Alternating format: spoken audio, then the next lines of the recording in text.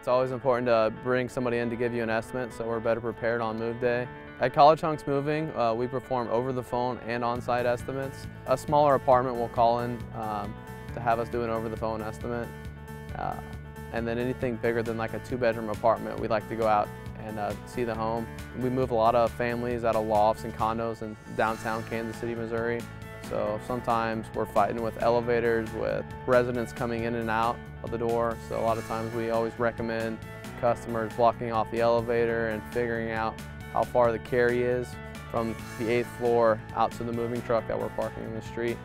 When we're doing an over-the-phone estimate, customers will be giving us we had previously moved and our move was about 5,000 pounds. So usually we don't estimate by the weight.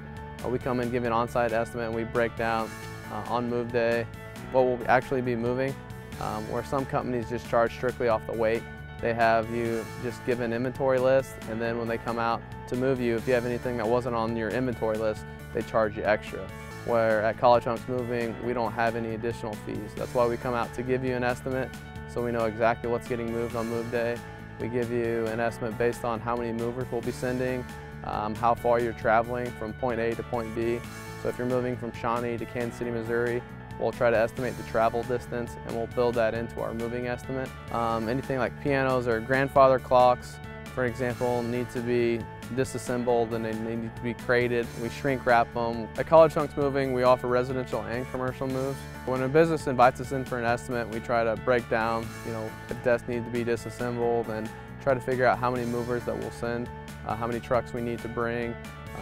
Are things being taken off the walls? Are we hooking up things, disconnecting? So all those factor into the price we give. Usually when we're working with businesses, we try to give them a flat rate for the entire move, or we work off an hourly rate. That's why it's important for us to be invited in for an on-site estimate so we can figure out exactly what's going to be moved on move day, what's going to be packed, what needs to be crated, what needs to be taken apart, assembled, disassembled. From there, we give them an estimate right there on the spot. Some of them like a flat rate estimate, and some work off an hourly rate estimate. So we offer both depending on the business's needs. So we try to be flexible in how we perform our moving estimates.